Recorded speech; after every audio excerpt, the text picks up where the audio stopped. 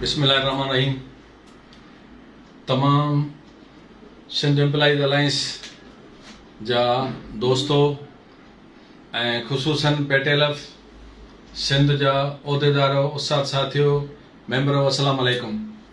जीअं त 21 तारीख़ असांजो जेको इस्लामाबाद में ऐवान सदर जे अॻियां धरणो रखियल हुयो, उन सिलसिले में असांजो अलायंस जो चेयरमैन हाजी मोहम्मद अशरफ खासकली साहब जन इस्लामाबाद में तरसल हुआ, जन सां ऐवान सदर जे पंहिंजो माण्हुनि राब्तो कयो आहे ऐं सूमर ॾींहुं असांजे अलायंस जे डेलीगेशन खे उते जेको आहे सो मीटिंग लाइ कॉल कयो वियो आहे।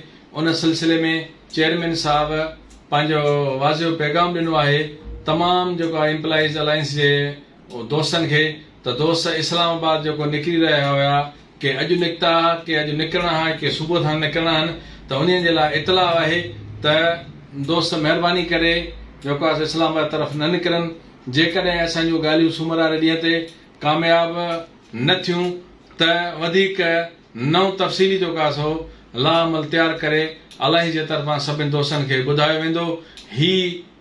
पंहिंजो सिंध जो चेयरमैन जेको एम्प्लॉइज अलायंस जो आहे, पंहिंजे जेको आहे लीडरशिप सां सलाह मसइले खां बाद में ऐं ऐवान सदर खां जेको आहे तसीक़ शुदा राब्तनि खां पोइ अहिड़ो ऐलान कयो आहे।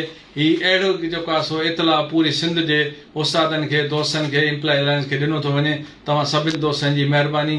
इंशाअल्लाह वरी जेकॾहिं को अहिड़ो इशू थियो त वरी उस्तादनि सां, दोस्तनि सां, एम्प्लॉइज सां वरी लाइव अची करे सभिनी मामलनि खे तव्हांखे आगाह कयो वेंदो। महिरबानी।